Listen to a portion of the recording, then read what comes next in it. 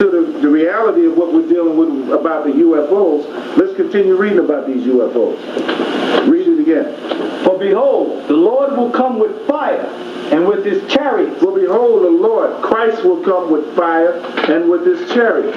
Now what kind of chariots? So you so-called Negro preachers that jump up and down and eat ham hocks 7 days a week, what kind of chariot is Christ coming back in? Is it a Cadillac like the one you ride to church in on Sunday? Is it a Hertz rent-a-car? Is it a horse and buggy? Or is somebody going to let a rope down out the sky and say, come on down, Jesus, come on down? No, it's not going to happen that way. The chariot that Christ is coming back in is a so-called UFO, the unidentified flying object. That's what Christ is talking about coming back in. That's what Michael the Archangel and the other henchmen that he is going to bring with him to destroy this country are coming in. Read. Like a whirlwind. Like a whirlwind. Every time you read a report about a so-called UFO, you see this saucer that's spinning around. It spins around like a whirlwind, like a tornado. Read.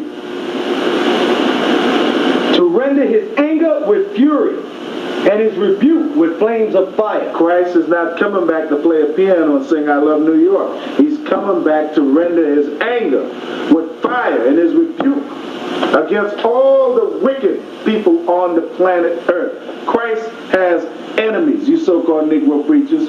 You're still on this Sunday morning drug love trip of teaching love, love, love, love, love. Christ is not coming back to bring love. He's coming back to do what? Read that last part again. To render his anger. Stop. To render his anger, not his love.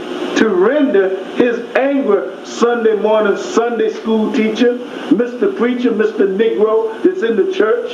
To render his anger, not love. Read. With fury. With fury. He's going to be real mad. He's upset. He got an attitude about something. Read. And his rebuke with flames of fire. With flames of fire. Now what do you think he's going to do with that fire? Have a cookout? Put a few hamburgers on the grill? He's going to cook some human beings.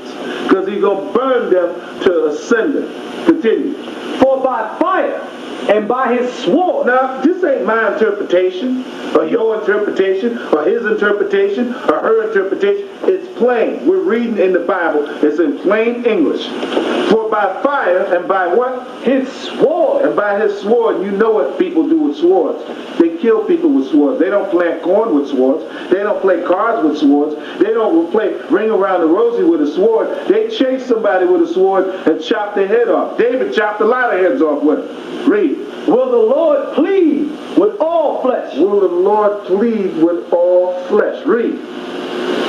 And the slain of the Lord shall be many. I can't make it no simpler than that. I mean, if you go to Sunday school and somebody was to read that in Sunday school, I think anybody with a mind can understand that. I can't make it any plainer than that. It can't go any lower than that.